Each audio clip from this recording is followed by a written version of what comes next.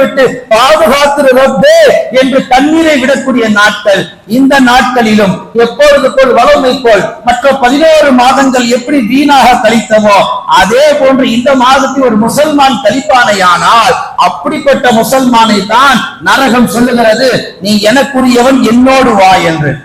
கண்ணியமிக்க அல்லாஹ் நல்லடியார்களே, குர்ஆனில் அல்லாஹ் பேசுவார், யா அய்யுஹல்லதீன ஆமனு கூ அன்ஃபுஸக்கும் வ அஹ்லீக்கும் நாரா, ஈமான் கொண்டவர்களே உங்களையும் உங்கள் குடும்பத்தாரையும் நரக நெருப்பை விட்டு நீங்கள் பாதுகாத்துக் கொள்ளுங்கள்.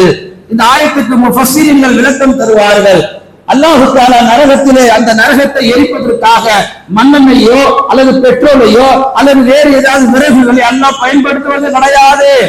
அல்லாஹ் சொல்லுகிறான், அந்த நரகத்தை எரிப்பதற்காக நான் பயன்படுத்துவது எவை என்று தெரியுமா? மனிதர்களை நான் பயன்படுத்துவேன். நரகத்தில் நெருப்பை மூட்டுவதற்கு மனிதர்கள் தான் விறகுகள். நரகத்தில் நெருப்பை மூட்டுவதற்கு அந்த எண்ணெய் தான் மனிதர்கள்.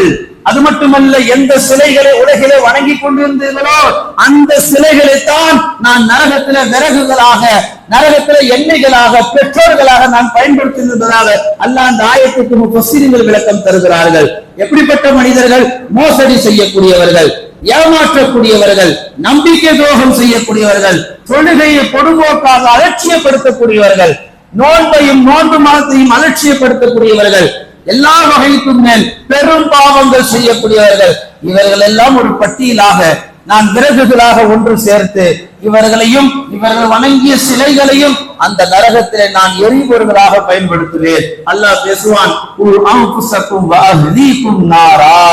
மனிதா, உன் மனைவி மக்களுக்காக, உன்னுடைய எதிர்கால பிள்ளைகளுக்காக, உன்னுடைய குடும்பம் யாரிடத்திலும் போய் கையேந்துவதற்காக எப்படி காலையிலிருந்து இரவு வரைக்கும் ஓடோடி ஓடி வேர்வையை சிந்தி காசு பணத்தை சம்பாதிக்கிறாயோ, உன் குடும்பத்திற்காக உழைக்கிறாயோ, அது போன்று இந்த நரகத்திற்காக நீ உழைத்துக் கொள் மனிதா, உன் குடும்பத்தை நீ பாதுகாத்துக் கொள் மனிதா என்று கலிமா சொன்ன ஈமான் கொண்ட முஃமின்களை அல்லாஹ் குர்ஆனில் எச்சரித்து பேசுகிறார். நரகம் சொல்லுகிறது, யார் தன் குடும்பத்தை நரகத்திலிருந்து பாதுகாத்துக் கொண்டார்களோ, யார் என்னிடமிருந்து அல்லாஹ்விடத்தில் பாதுகாப்பை பெற்றுக் கொண்டார்களோ அவர்களை நான் ஒரு காலமும் தொடவே மாட்டேன் என்பதாக நரகம் அல்லாஹ்விடத்துல வாக்குறுதி எடுத்துக்கொண்டது.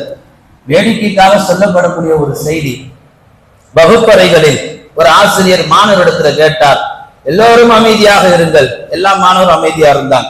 ஆசிரியர் கேட்டார், எல்லோரும் சொர்க்கம் செல்லுகிறீர்களா அல்லது நரகம் செல்லுகிறீர்களா? சொர்க்கம் சென்றவர்கள் கை தூக்குங்கள். பார்த்தா ஒரு ஆள் தான் கை தூக்குது. ஆசிரியருக்கு ஆச்சரியம், என்ன